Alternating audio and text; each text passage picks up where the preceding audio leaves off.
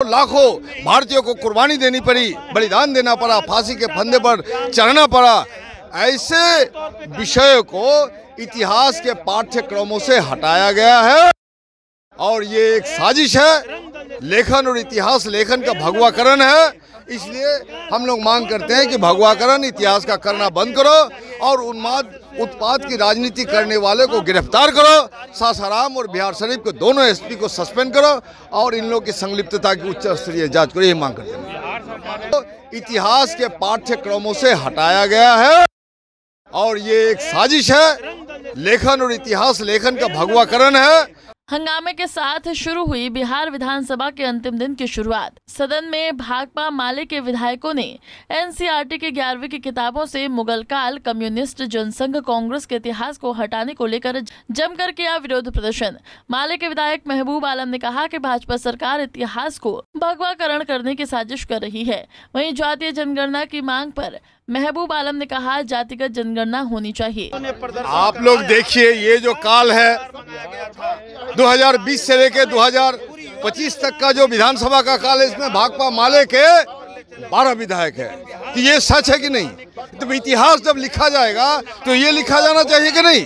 उसी तरह से मुगल काल का 300 साल का इतिहास और साथ साथ 200 साल का जो आज़ादी का आंदोलन है, जिसमें सैकड़ों हजारों लाखों भारतीयों को कुर्बानी देनी पड़ी, बलिदान देना पड़ा, फांसी के फंदे पर चढ़ना पड़ा। ऐसे विषय को इतिहास के पाठ्यक्रमों से हटाया गया है और ये एक साजिश है। लेखन और इतिहास लेखन का भगवाकरण है। इसलिए हम लोग मांग करते हैं कि भगवाकरण इतिहास का करना बंद करो और उन्माद उत्पाद की राजनीति करने वाले को गिरफ्तार करो। सासाराम और बिहार शरीफ के दोनों एसपी को सस्पेंड करो और इन लोगों की संलिप्तता की उच्च स्तरीय जांच करो, यही मांग करते हैं।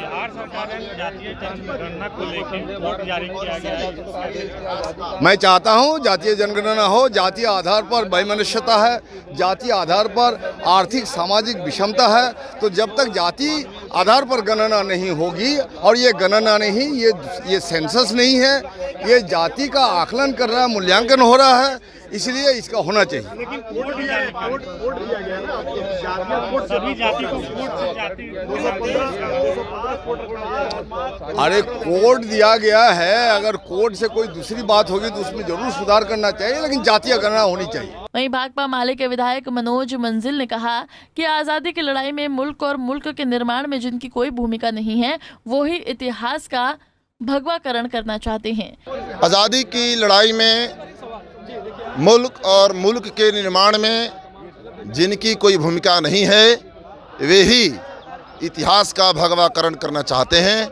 इतिहास में जो आज़ादी की लड़ाई में जो लोग कुर्बान हुए हैं, जिनका नाम इतिहास में दर्ज है, वो मिटाना चाहते हैं। पॉपुलर मास मूवमेंट के इतिहास को भी मिटाना चाहते हैं, ताकि इतिहास को तहस नहस किया जा सके, इतिहास का भगवाकरण किया जा सके।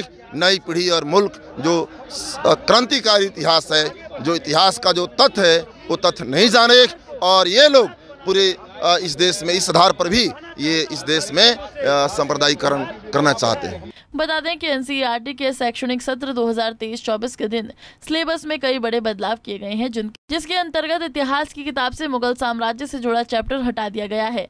नए सिलेबस के मुताबिक themes of Indian history part 2 में मुगल दरबार, 16वीं और शताब्दी समेत शासकों और उनके इतिहास से जुड़े कई अध्याय को हटा दिया गया है।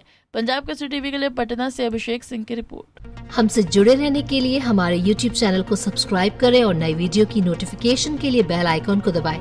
अगर आप ये वीडियो Facebook पर देख रहे हैं तो लाइक जरूर करें और ज्यादा से ज्यादा शेयर करें। धन्यवाद।